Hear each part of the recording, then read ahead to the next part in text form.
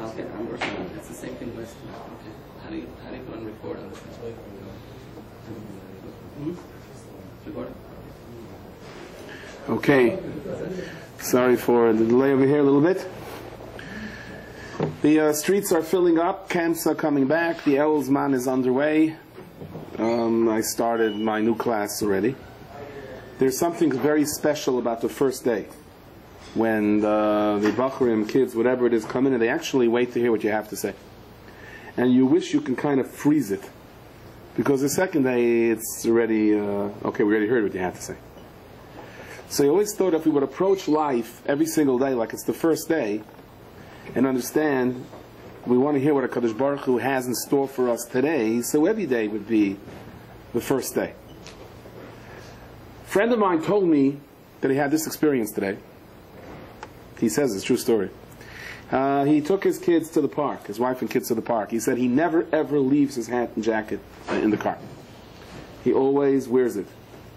But it was very, very hot, and he had it in the trunk of his car, and his wife said, just come in. So they went into the park, went for a stroll. It's like he has a vest and a talskot, so it's not like he's... And they came back, and everything was fine except the car was not there.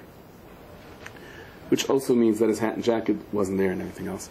So he called the police, and they said, why don't you first call him and hear if it was towed or not. So he called the number that you're supposed to call to find out if your car was towed or not, and they said, nope, wasn't towed. I guess that leaves one option. Either the car has a mind of its own, or maybe NASA, when they were doing Curiosity, by mistake crossed wires and his car took off someplace on its own driving, maybe the remote control, the drones or something. Or the other choice is that the car was stolen. So he called the police, they came by, they said, you sure it wasn't towed? Here we go. I just called. We'll call again. Maybe it takes time for it to get into the system. So he calls again. And once again he's told, no, the car was not towed. They said, well, maybe you parked it someplace else. No, I parked it over here. And so, what type of car is it? We'll drive around a little bit, see if we see it someplace. Okay, so they drive around a little bit, and the officers come back and say, well, we didn't see it. And it wasn't towed. So I guess we should, file a report that it was stolen. So he files a report that it was stolen, and they tell me, call it back tomorrow morning, because sometimes it takes time for it to get into the system to find out if it was towed. He calls back tomorrow morning. No, it was not towed. Okay, it's not towed. So I guess that means it's stolen. He calls the insurance company and puts in the claim, and is ready by the dealer, and thinking about what his next car is going to look like, and everything is hunky-dory. And then someone says to him, why don't you go down to the car pound, wherever it is, and see if your car is there. So, but they said it wasn't towed. But go look, you never know.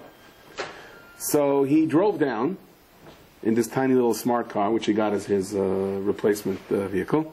It's a huge advertisement on it. I love driving those cars, those things. And they go on the bike lane, they go on the regular lane, I don't know which one they go on. And he drove down to the place and said, listen, was my car towed? They said, is that your car? Maybe someone just blew it away. No, my other car. That's my van. They looked up on the computer. It was not towed. It was not towed. Mind if I look around in the thing? I'm working here 30 years. And there is no way that your car is here and it's not on the computer that it was towed in. Okay? But do you mind if I look around? Be my guest. If you want to waste your time. So he walks into wherever they keep the car, and there it is. There's his car, right there and then. So he comes and says, well, the car's here. That's not your car. But this is my registration, this is my plates, and that's my car. And that's my hat, and that's my jacket, That's there. And there's the, what's supposed to go to my admission forms are supposed to go to the school. That was 4 weeks too late. It gets all there. This is my car. This is only my car. I see the potato chip bags on the floor and things, the coffee cups from 6 weeks ago. Trust me, this is my car. So they said, we can't understand how it got here, because it wasn't towed in here. Trust me, I didn't bring it here. Okay? So they sat down and they had a major problem. You see, there's nothing in the computer system to release a car that was towed in, which wasn't towed in. Okay? So at one point they said, you know what, just take the car anymore.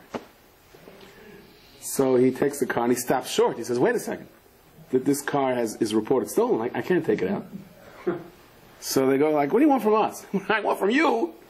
You don't want to tow it in my car without towing it. He said, they said, well, go straight to the police station and ask them what to do. So he went to the police station. I guess he wasn't stopped on the way going. And he comes in and he tells them the story. And the officer that helped him yesterday was there. He says, I remember the story. He said, I had a feeling it was toad, he said. So they sit down and they are trying to take the stolen plate, whatever it's called, off the car. The alarm, what's called, right? But the problem is that the computer is not taking it, because you have to explain where the car was found. And they're saying the car was found in the pound, but the pound says it wasn't towed. So they said, you see, the computer is not letting us take it off because the computer doesn't believe the story. They said, but that's what happened. Well, we believe you, but it doesn't make sense to the computer, so it's denying our ability to take it off. So this took, and he said, listen, drive with it, and if you get stopped, here's my number, says the sergeant, give me a call. No. You're going to be in the shower then, and I'm going to be in trouble, and I'll be in the slammer. He says, so finally, it got through to him, actually, he says they were very, very helpful. But it took him like 12 hours, the entire ordeal, till they figured out a way to take the thing out of the car. So I realized then, there's one thing about being in a mess. When you acknowledge, this is who I am, and this is the trouble that I got into. The problem is when we're not willing to come to terms with who we are, or how we got into the pickle, then it's very hard to release it. It's very hard for the issue to be resolved if it's not clear what has to be resolved.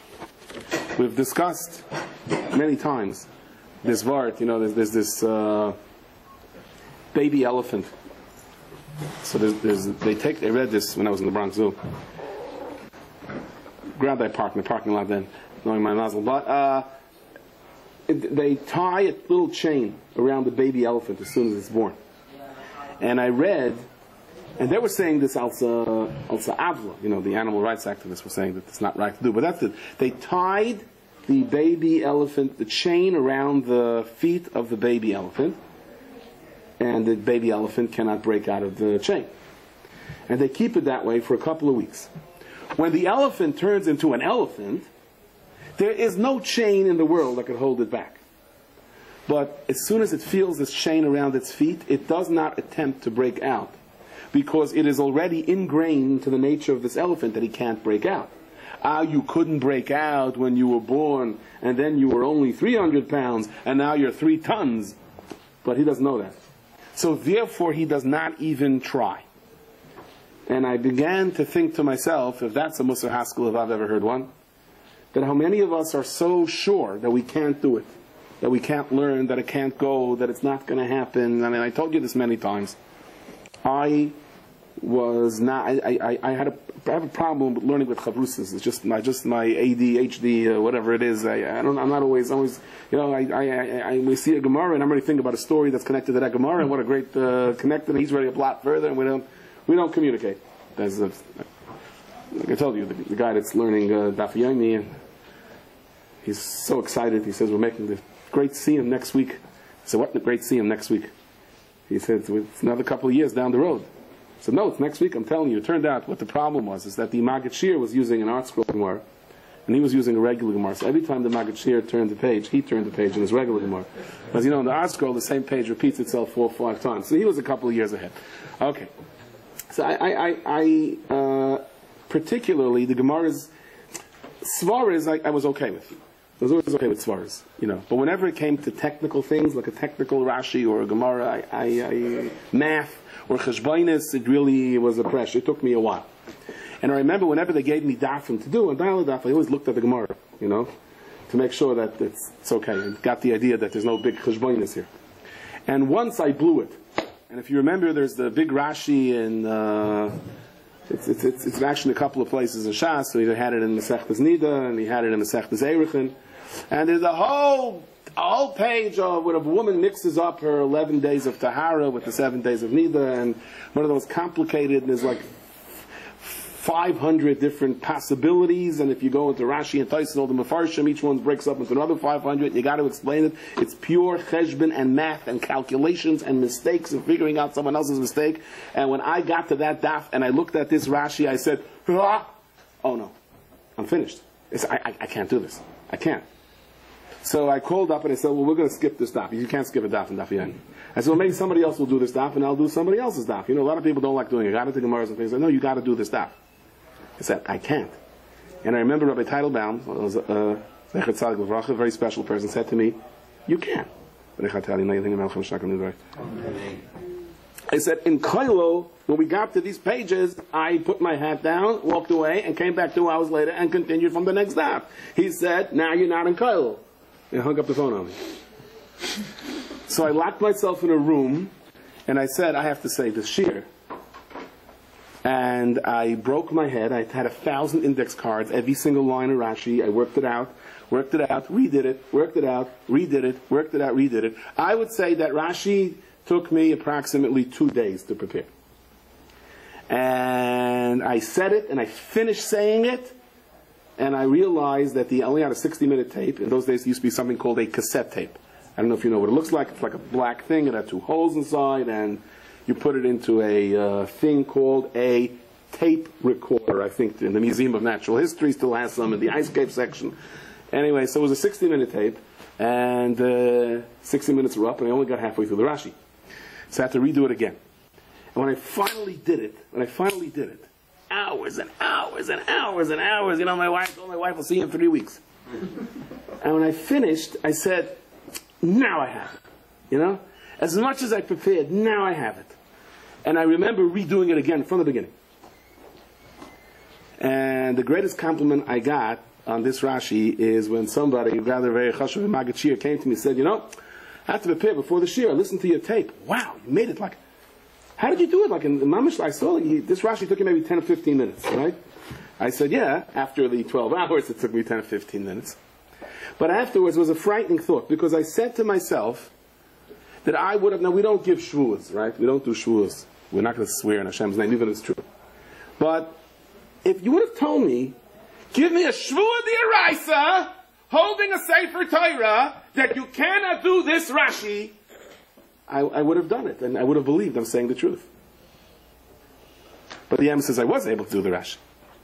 The question was I willing to lock myself into a room for 2 days, and not to say, well, I more or less got it. I knew it had to be clear.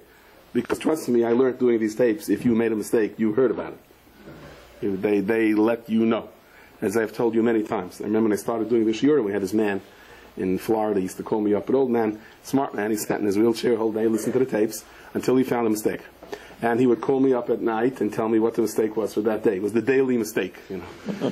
Every night, the guy from Florida is on the phone, here we go. It was Ivra, it was, Maroyas, Marisa, you pronounce Kvi or Koi, is it Rav Baby or Rav Bibi, you know, one of those, most of the times that's what it was usually. Or sometimes he would have a taina.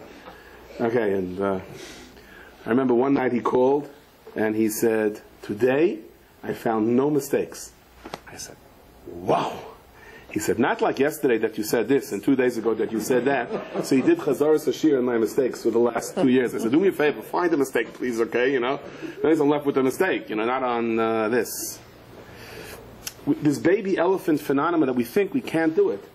It could very well be in yeshiva you weren't able to do it because either you didn't have the focus, you didn't have the circumstances, you had the distractions, and now you can. But because you couldn't do it till now, it doesn't mean that you can't do it now. And it applies itself in many different ways. I heard a story today from a Yid who told me that his father was one of the chashuv talmidim of Rebbe Chana. And he got into a rut, problem with the Polish draft, was not a good situation. And he was away from home for 8 years. A Jew in World War I in the Polish army had to be worried about being, the only question was whether he was going to be stabbed in the front or stabbed in the back. And he ran to Rabbi Chana crying.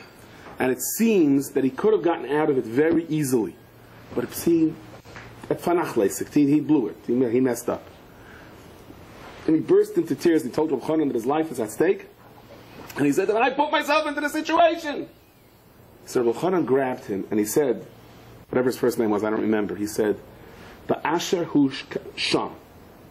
At this moment now, what are we supposed to do? You understand? I signed my own death warrant. I made it. Stop. From now, Ba'asher hu sham. Do you understand? This is not only for the draft. This is not only for the Polish army. This is not only for the anti-Semitism. This is not only for all your other tzaras. Ba'asher hu sham. I don't want to hear what you could have done. What can we do now? Said Rabbi Chanan. So he said, so-and-so was a big askin. Maybe he can work something out. He put on his coat, and they braved the storm and traveled to this askin and settled it. The man said, Rabbi Chanan reached his crescendo, and he said, Ba'asher hu sham. I don't want to hear your failures in the past.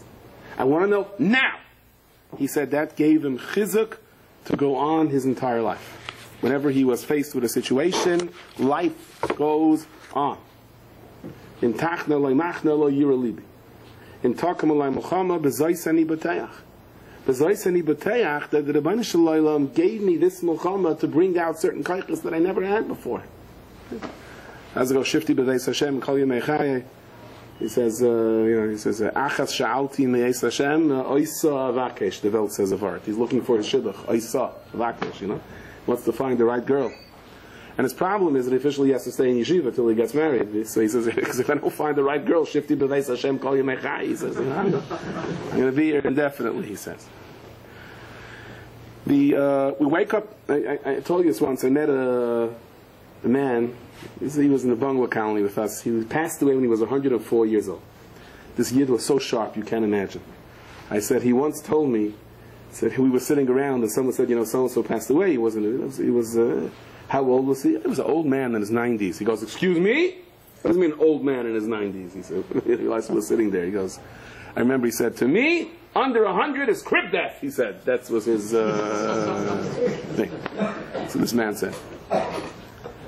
He's a tired yid. So I once asked him, so how he says, I went to the doctor, and I asked the doctor, asked me, how do you feel when you wake up in the morning? And I told him, surprised. He says, that I am. We wake up in the morning, we don't have to be surprised, but we could give our karas a type to a Kadosh Baruch Hu that we're alive. So I asked you, Rabbi said, this is the first thing we're supposed to say, the first machshava you have when you wake up in the morning is Moedin Lefanecha Melech Chai V'Kayim. Shechazarta, you're Melech Chai V'Kayim, but our stay and stint on this world is not indefinite. So we thank you, Hashem, Shechazarta bi Nishmasi. We admit that it's your gift, that you gave me back my neshama. And then what do we say? B'chemla, period. Rabba Emunasecha. What does Rabba Emunasecha mean? Anyone here want to suggest to me? What do the words Rabba Emunasecha, what does that mean? Anyone? Not everyone at the same time here. Okay, Rabba Emunasecha means we have a tremendous amount of Emunah in you. So it's not Emunasecha, it's our Emunah. What does Rabba Emunasecha? I know you're very tired at that time in the morning and it's hard to think, but so basically if you look up the pasuk in Eicha, Chadashim, Bakarim, Rabba Emunasecha, that we say, Hashem, you really keep your word. You keep your word. In other words, you promise to return our neshama, you give it back to us. In other words, the Kadosh Baruch Hu could say, day in, day out, you blow it. You say things you shouldn't say, you do things you shouldn't do. You look at things you shouldn't look at. Yanishai, why am I giving you back your neshama every single day? Rabba Emunasech. Hashem says to the Malachim, no, I do my job. And my job is to give back the neshama. And we say to Banasham, you have such trust in us. There's amazing trust in us. We learned the Gemara this week, those of you doing that for Yomi still, that if someone davens late after Dalit Shoes, the Pasuk says, Noigei Mimoyed Asafti, the Pasuk says, it's a tsar, it's a yogan, it's a anacha. Why are you davening so late? Pshat is, don't you feel the gift? Do you understand the gift of life? The Rebbe Hashem doesn't have to give us back our neshama. And he does. That means he trusts us. So what right do we have to say it's never going to get better? If Hashem, by giving us back our neshama, says today could be the day it's going to get better. I once heard someone said a nice analogy. It says, Chas v'sholem. If somebody catches fire, I don't mean in learning, I mean he literally catches fire. So you're supposed to do three things. What are the three things? Stop, drop, and roll, right? So he said, there are times when you feel that the fire of, that's it, it's all over, it's never, there's no hope for me, it's gone, in my ruchnius, in my gashmius, in my marriage, in my life, in my parnasa. Stop.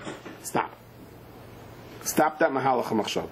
Drop the negativity and roll on. Get on with life, and you'll put out the fire. Appreciate the new morning. Okay. It's easy to appreciate the new morning. It's easy to get on. There was a yid in Muncie. His name was Mendel Morse. He's a tired yid. It's tzaddik. And I once heard from him that he told someone the man was an old man. He had an amazing story with the Chafetz Chaim, I think. That maybe I'm mixing up with someone else, but I'm almost sure it was him. Chafetz Chaim was once very sick, and all the Talmidim donated a certain amount of years.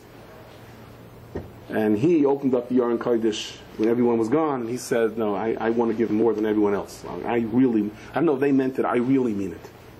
And then later the Chafetz Chaim was better, and he came out, and as they all passed by, the Chafetz Chaim grabbed him with both hands and said, thank you. Chafetz Chaim felt the connection. Anyway, so he once told someone, he said, this morning I woke up, I thought about my wife and 4 kids that were killed in World War II. I don't want to wake up. I'm old, I'm sick. Let me just go to them. He said, I decided that Rabbi Hashem gave me the gift of life. I'm getting out of bed.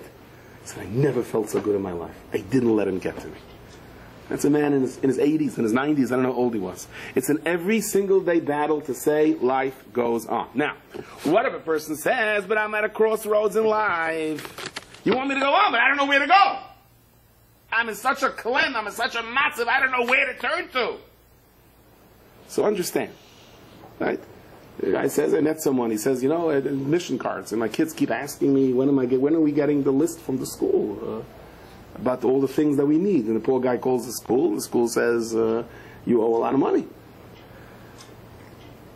I don't mean this as a criticism on the schools. They have to get paid. They have to pay their malamdim. And he says, the schools are nice to him. They're negotiating with him. But he still owes them a lot of money. He doesn't know where to turn to. So I said, isn't it nice that the Rebbeinu Shalom doesn't ask us for admission cards to wake up in the morning?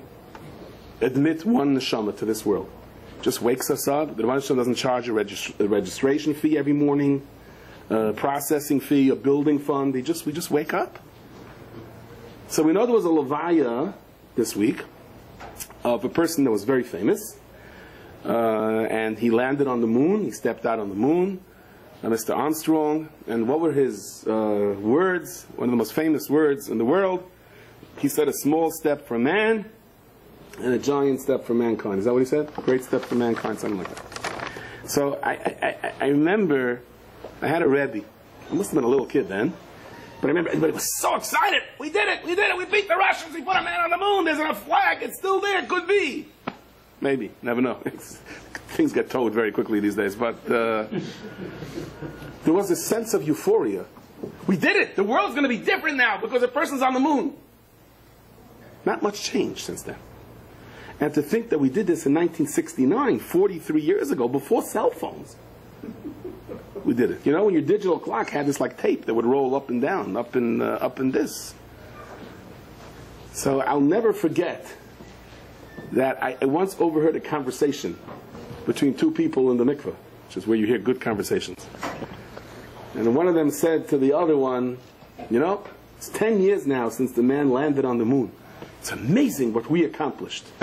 He said, did you feel how good it is about science? What we accomplished, how great it is.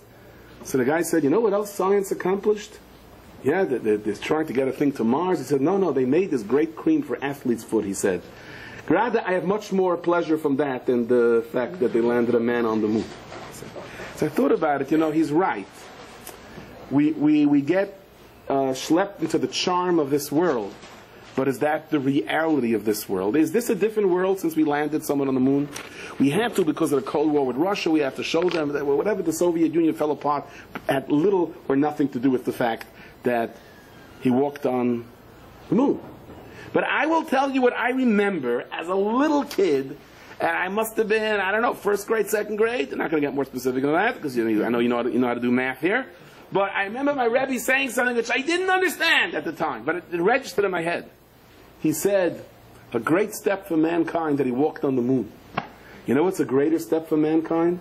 You continue walking on this world. That's a much bigger and harder accomplishment. On the moon, no one gets in your way. Didn't understand what he meant. But sometimes for life to be able to go on and say that what didn't happen yesterday is going to happen tomorrow, and I will keep trying, that takes a lot more courage than walking on the moon. Tiny step in this world means a lot more. I was remembered once by one of these big chasanas, big major weddings in the stadium. So you have these sadrunim, these guys that walk around with the head of thing on their thing, sergeant, captain of arms, directing everything, and have radios, big radios they had in those days.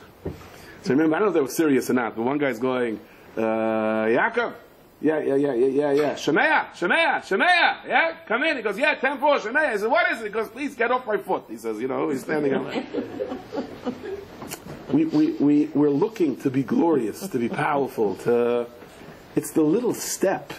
It's the courage of going on with life. I'll tell you, I was driving, I was leaving a camp at Soy Shabbos very, very late. And I told the story there, then I spoke to the staff. And on my way out, it's like really late. And this camp is on a hill, and as I'm rolling down, these two guys jump out from behind the tree, two, Bachrim, whatever. They say, you're going into town? I'm not going to mention which town it was. It was not Norfolk, Virginia, okay? It was someplace in the country on a Matzah Shabbos. And I'm driving through on my way to wherever, because can we come along? So I said, do you have permission from the Mashgiach or whomever? They goes, we don't need permission. We're we're the oldest staff. We don't need Rishos. I said, are you sure? Yeah, sure. And we have Rishos anyway, they said. So they kind of got into the car, and I started driving. As I got to the bottom of the hill, this other car turns and pulls up. One of them says, he's there! And they duck behind the seat, behind me. So I turn around, I said to them, I thought you don't need permission. Who was that? He goes, that's the head counselor. I thought you don't need permission. They said, yeah, but we didn't know if he knows that we don't need permission. They said. Where to go, where not to go, you duck. Different world. Very, very different world than here. Can't always duck from our problems. I remember in my car, we go to this hotel for Shabbos, and Yeshiva has a Shabbos, they have this very low parking lot. It's and I always it's hard to fit, you're on an angle, you're coming up too. So I have my high van with the roof rack and the suitcase, and I'm like, no, this is not going to work in this parking lot. This is not going to go. And the attendant says, no, you can do it. You're going to clear it. I said, I'm going to clear it? Yeah, maybe by a quarter of an inch, but you're going to clear it. Go. And I'm like, go. And I'm going, and no. And then you go down this big ramp, and I'm ducking. And the wife says to me, why are you ducking? It's not going to help the roof of the car. You understand? You can't duck away from what HaKadosh Baruch Hu wants you to do. This is it.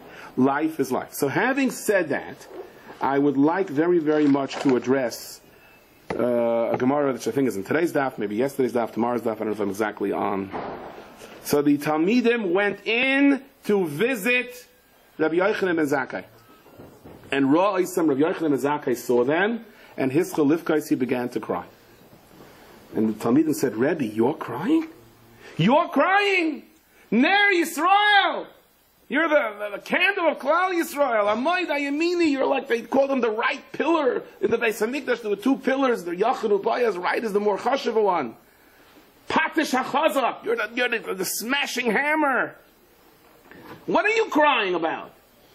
So Rabbi Yochanan ben Zakkai said, if they brought me before a Melech Basav Adam, a king of flesh and blood, who Hayom Kan Macha Bekever, today he's here, tomorrow he's in the kever. It's a life. He's angry at me. Ain't kas oilam. It's not a kas that lasts forever. Asrani puts me into prison. Ain't isra oilam. It's not an isra that lasts forever. If he kills me, ain't nisas oilam. It's just down here in this world. And it's shayach lefaisoi bedvarim, to be methayasim with words. L'shachtoi b'mamoin, which we call campaign contributions. He says, and apa bikain hayisibaycha. I would cry. So Melech HaKadosh Baruch Hu, that you're bringing me before the Melech HaKadosh Baruch Hu, Chai v'kayim li'olam. U'li'ol me'olam. Kayas alayin, if he's angry at me, kas olam. U'li'oid, not only that, U'li'yesh lefanai shnei dvar, shnei drachim. I have two ways ahead of me. Gan Eden and Gehenna. The Eino Yodeya, and I do not know the Ezo Malichem I see where I'm going to go. I shouldn't cry. So the Talmidim said, Rebbe, give us a bracha. So he gave them a bracha. You should have the fear of Hashem, you have the fear of people. That's it. Trust me, that'll be okay. So of course the questions are obvious. Rabbi Yochanan ben Zakkai didn't know if he's going to Gehenna or Gan Eden. And what about the Talmidim? They just heard the Rebbe saying, "What do you want? I don't even know if I'm going to Gehenna or Gan Eden." That's the kind of Rebbe you are. Oh, can I have a bracha? It's like, where's the connection over here? Obviously they saw greatness in this. Where was the bracha? How could it be Rabbi Yochanan ben Zakkai thought he's going to Gehenna? So the Marsha says he didn't mean he's going to stay indefinitely in Gehenna. It means he would have to go through the process of Tahara in Gehenna for his mistakes. The Shloah Kodesh says That it meant, no, that he would go into Gehenna to take out the others. Like it says sometimes by tzaddikim, by the Bach, they say such a story, that the tzaddikim went into Gehenna, and they on their way to Gan Eden, and they said, I'm not coming out till I take out the people that had a shaykhus to me, had a connection to me, that were with me. That's the Ben Yoyada says. It says if someone speaks nivul peh, ma'mikim lo Gehenna. They make Gehenna very deep. What's in is very deep, not very deep. His in is in. He says, no, every once in a while, a tzaddik comes and sweeps everyone out. But if you're deep down, the broom doesn't get you. That's why you got to be careful with the nivul peh there. The Shabina Rav once said, it says, Rishayim, I feel of a pischei shel Gehenna, even by the opening of Gehenna, einam chayzrim b'tshuva, they don't do tshuva. So he said, the Rosh, he thinks he's a big tzaddik, he comes up to it, they say, hey, Gehenna is this way, he goes, okay. And as they take him through, he goes, I'm not coming out till everyone here comes out with me. Hey pal, he ain't coming out, period, you know what I mean? So he said, I feel of a pischei shel Gehenna, einam chayzrim b'tshuva, because they think they're going in to get everyone out. So I mentioned this also many times. I once heard the Chidah explains, I think. It's that famous story with the Bach. The Bach went up after 120 years. He went up to Shemayim, and they couldn't find a single Aveira. The only Aveira they found was that he once sneezed, and he scared a horse, and the horse moved the drop, and it moved a wagon together with a cow, and that was Klayim, even though it was a Mesasik, it's not even no Shaykhis to a Malachis, to a Dovashin of Schachter, it's not even, but that was the closest thing they got, so you prosecute on that. What can you do? So they cooled Gehenna 30 days before he goes by, and as he went in, he stopped. He said, I'm not going out till everyone here comes out with me. So he's masbeh, the Danish Chai is masbeh this. So what does that mean? So if you're potluck, if I happen to be there during the time that the Bach came in, I get out. So I ate all the tray for sandwiches in McDonald's, and my friend did it the next generation. He has to pay for the price. He says no. Then in Shemaya, and the same thing by Rav Preda, the Gemara says he learned with that Talmud 400 times and repeated it 400 times. Went to the party and repeated it again 400 times. Baskel came out and said, what do you want? You want to go straight into Gan Eden? You and your whole generation goes into Gan Eden, or you want to live 400 years? So he says he wants him and his generation to go into Gan Eden. So the Ben Ish Chai says, what does that mean? The biggest Rosh in his time is going to go straight into Gan Eden? So if the Ben Ish Chai, if the Preda was alive today, so all the Rishoyim of the world, we don't have to mention them, are going to go straight into Gan Eden? He says no. B'nai Doire is not chronologically. B'nai Doire means that let's say you take off time to learn with a kid. He doesn't understand one word you're saying. Instead of getting angry, you learn with him again and again. So you get up there, and there's plenty of reasons that you should do more than a pass-through, then get a transit visa through Gehenna. Kum to pray, he says he's mine. When the Bach took people out of Gehenna, it doesn't mean chronologically they were there together with him. In Shemayim, there's no Zman. It means people that had a shaykhus to the Bach. That's why they say it's a good Indian to take a sefer, and stick with that sefer your whole life. Take a sefer al Torah, take a Musar sefer, learn it again and again and again. Because you develop a connection to the Mechaber, and then the Mechaber just may be able to help you up there.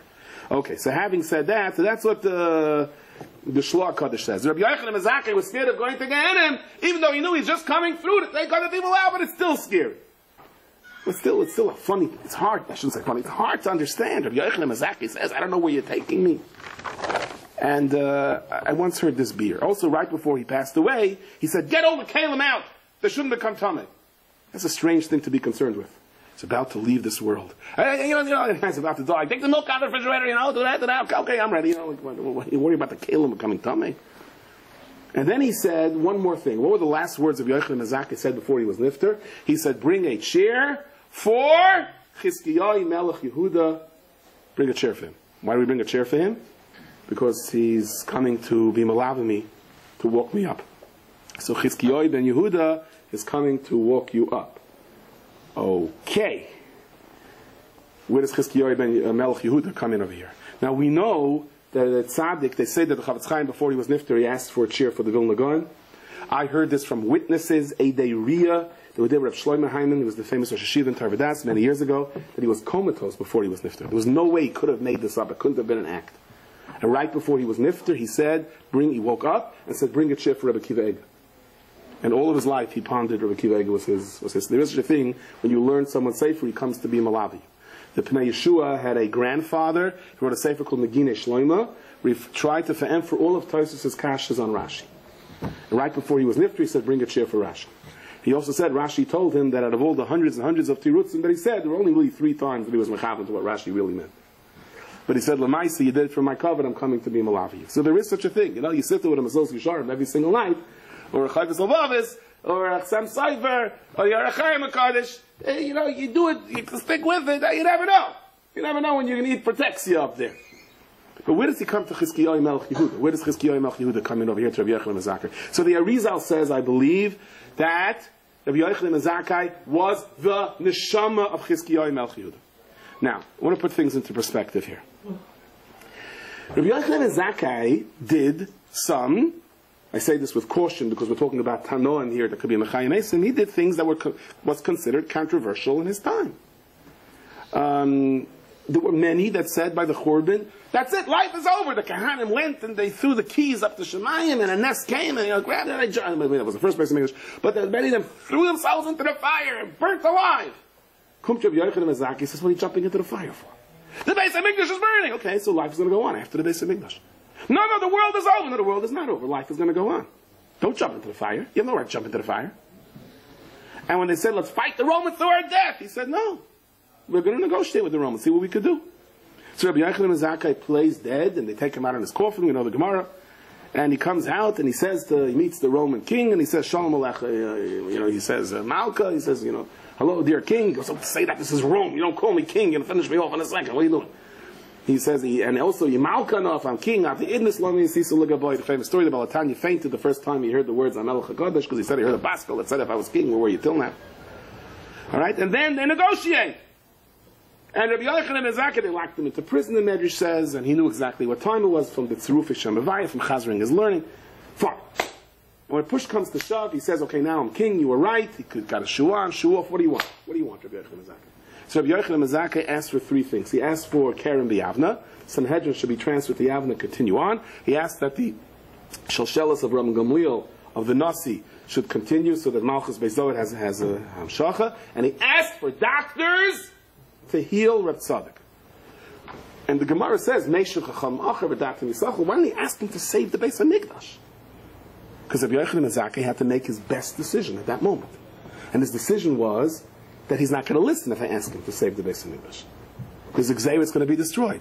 So I'm going to take a chance and ask for things that are going to guarantee the continuity of Klal Yisrael and Golus. Many had tainas. And why did he ask for doctors to heal Reb Tzadok? People say, wait a second, you saved the Sanhedrin, that's one thing. You moved them to Yavna, they're going to continue on a Yavna, not in Yerushalayim. Okay, fine. Even though they went through a series of Golus, you're making their permanent place outside of Yerushalayim. That was controversial. The Shalshelas of Rabban Gamliel, fine. But then you could have asked for another city. Why did you ask for doctors to heal this Reb Tzadok? Says the Torah Shloima. Tzadok fasted for 40 years. The Beis HaMikdash shouldn't be destroyed. They said to him, you know it's going to be destroyed. What are you fasting for? He says, it's going to be destroyed today. I'll fast. It should be destroyed tomorrow, not today.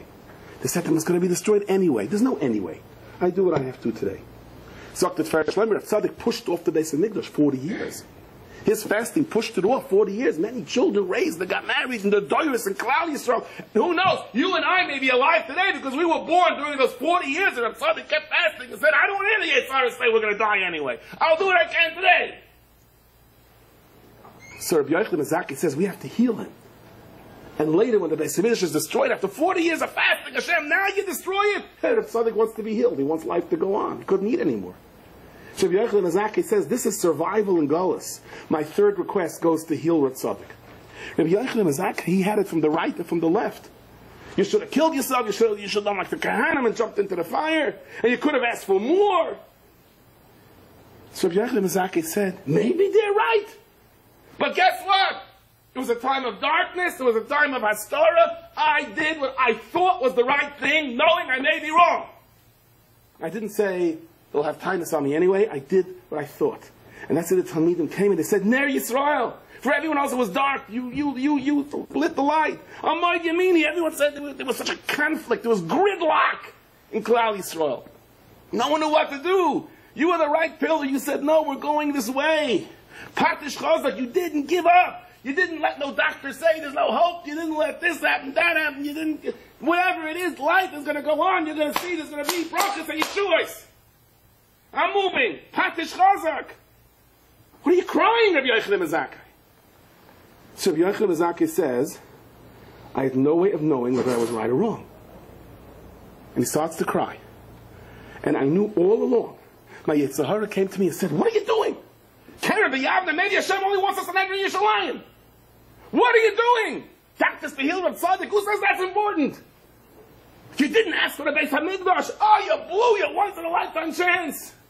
I said, you know, you get into Askanis, you do this, I may go to Gehenna for this. But guess what? I could have either done nothing, or did my best. And I did my best. And Rabbi Yochanan Mazakai cries. And he says like this. There are some people that say, my way or the highway. I'm right. My Shikol Adas is Halacha L'Moshe Sinai. It's me. There's no way I'm wrong. Those people have a major problem. That's not Kedusha.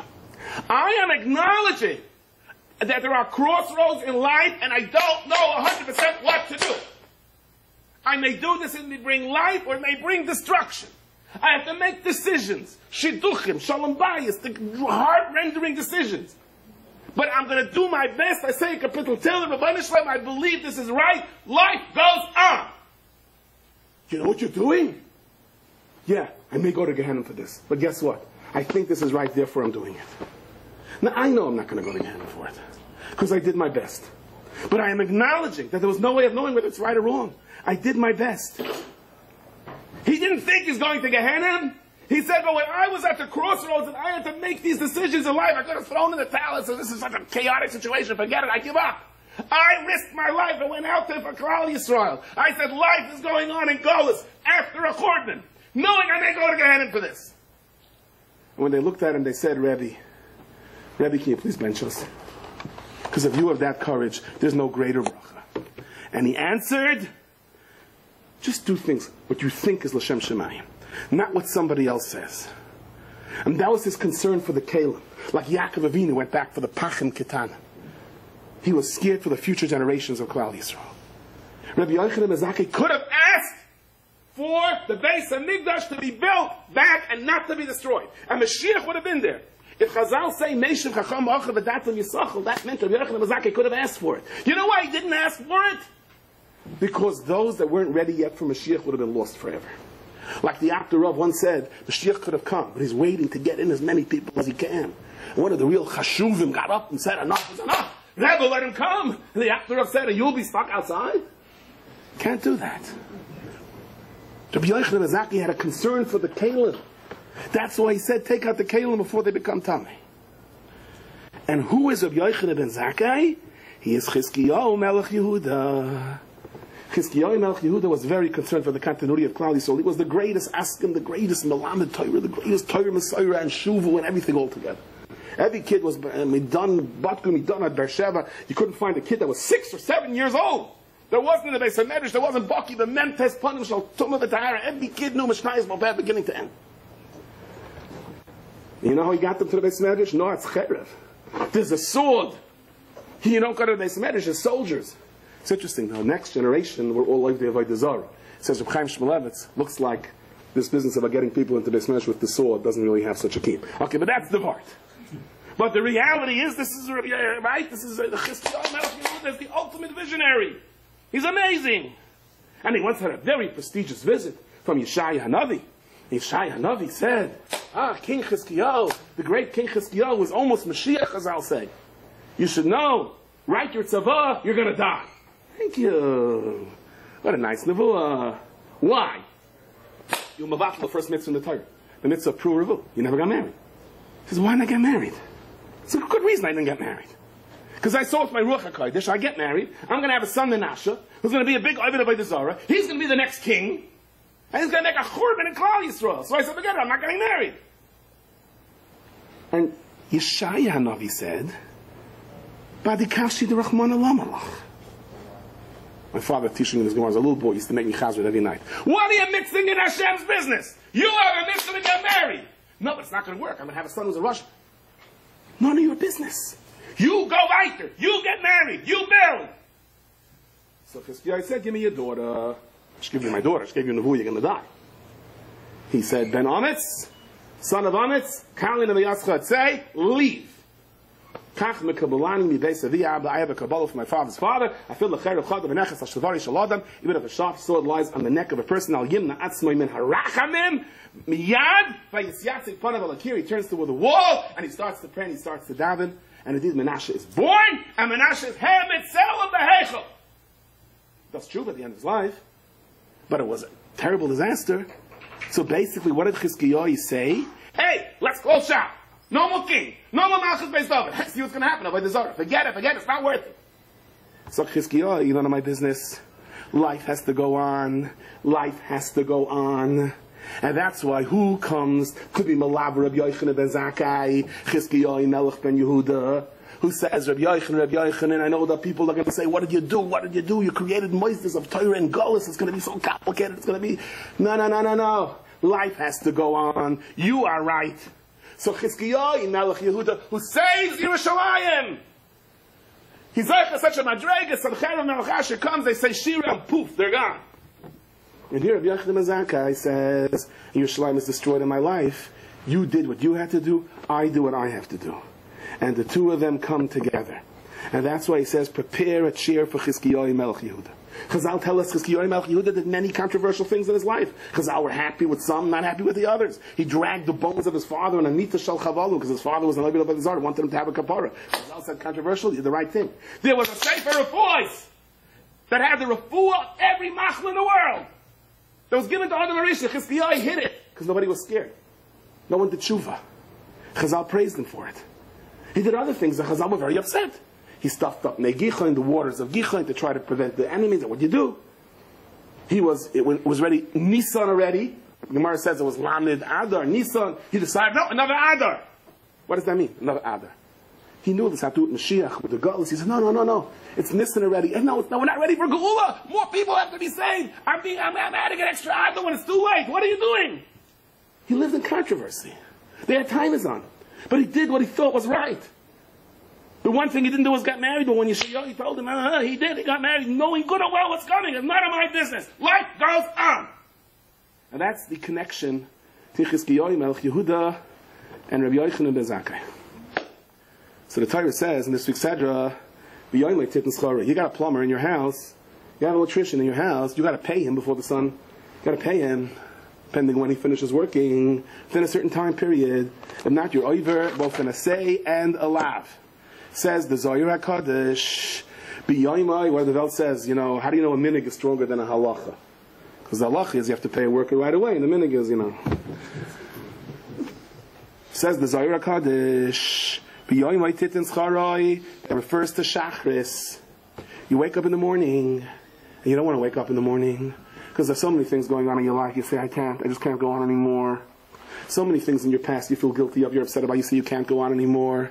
But you say, I gotta wake up. The Rebbeinu Shalom gave me back my neshama. Life has to go on. I can't ask questions. Hashem loves you for that. That's Tefillah Shachris. It comes at night. You say, life is going to go on. I'm going to get ready for the next day. That's Tefillah Simcha. And why do you have to pay the worker right away? Ki ani you, he's an ani. He's an ani because the Shechina K'dosha does not have the ability, whatever this means. As the Zohar says, to help us. When you're in pain, Hashem is in pain. Koloni meroishi. Every drop of tsar is such pain for the Shechina, So what's your problem? Take us out of Golus. I can't because I need you to have your tikkun. But if you daven and you say, Hashem, help me, I can help you. So that's what it means, says the Zohar. Ki ani, who the worker is an ani, refers to the Shechina. The elav u'noisei is nafshay, that's tefillas mariv. Where the Amrin and the Pedarim burnt on the Mizbeach the entire night. That's the chelik of the Sidra Achra. I shall learn, I shall daven. Who am I? Says the Samsoi for Chashti v'lo yismamati. Lishmer mitzasecha. There's a time a guy says, you know what's going on in my brain? You know what my eye saw today? You know what my mouth did? I shall learn Torah now. I'm not learning. There are times when, no. That's the Yitzhara. Chashti v'lo yis. Don't hesitate. Lishmer mitzvah. You go learn. There are times, Chashafti drache. V'shiva ragli leid v'secha. Sit, and I think. Wait for the chance. In Pakabach Manovel Zedi, Yitzhar is after you. Mashchel Reis Medrash. Take him into the Reis Medrash. A guy told me, Zach, I went on a flip. He said, when I was a bacher, I was addicted to watching television. You know, I used to learn by the commercials. I was like, I don't even want to touch that. I said, was I crazy? I said, it depends. Which way were you going?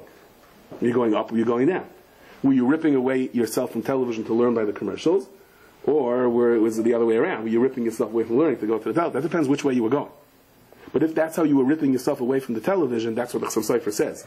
There are times, I'm not suggesting this as a heter to watch television. But whoever you are, jump and you start learning. Don't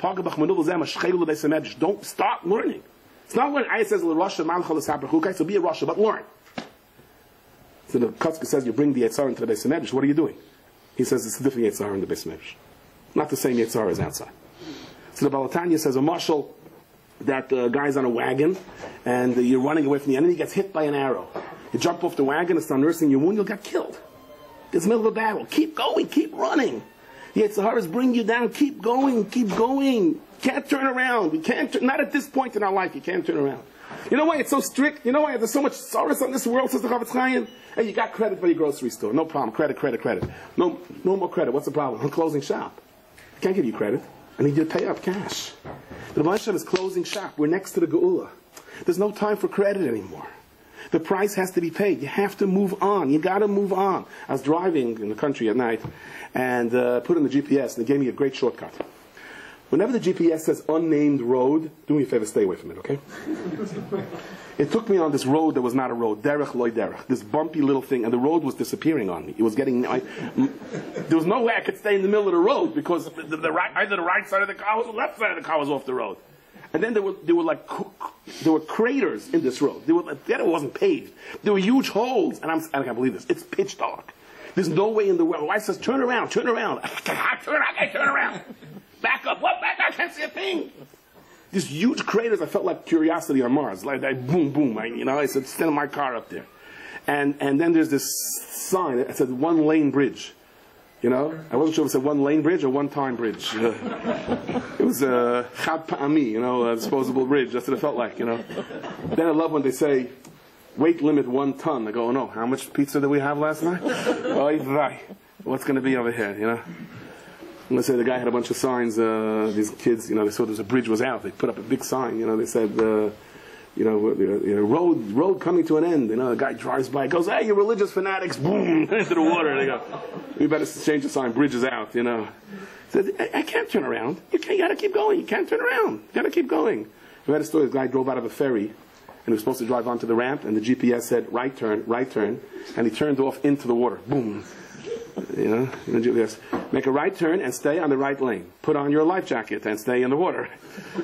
You gotta move. This is a world you gotta keep going. Like kids, you gotta keep being makar, keep learning with your children, keep being makar with your children, keep saying stories of tzaddikim. There's no time to look back. You have to keep going. The whole Parashas Kiseitze is, the Zohar says, we contrast. It's going in one direction or the other. Yifas Torah leads to Ben Soyer Meir. Ben Soyer Meir leads to Ben Snua, Chet Mishpat Moves. It's a disaster. All of a sudden it goes the other way. Starts with Shluch HaKan. The guy has nothing for Shluch HaKan. You can't have a house. You can have a house. But you kind of mitzvahs, Prat Lamazumah. That leads to Kesivna Bayis Chodesh, leads to Klein, leads to Leisachvish, leads to Gedulim Tasalacha. You see what's happening over here? The whole Kiseitze is you're going down or you're going up. You stay in one place, you're finished. Turn around and keep moving. Go for it! I want to finish with one last thing. We've said this very often. Yishol Salanter started the Muslim movement. Why? Because he saw there was a guy that became rich. He used to be a shoemaker, and under the chuppah, a bunch of people, they were so angry there's a new rich guy in town, that when he finished the chuppah, they all took off their shoes and said, can we have taps? And the guy clutched his heart and collapsed from Busha. Yishol Salanter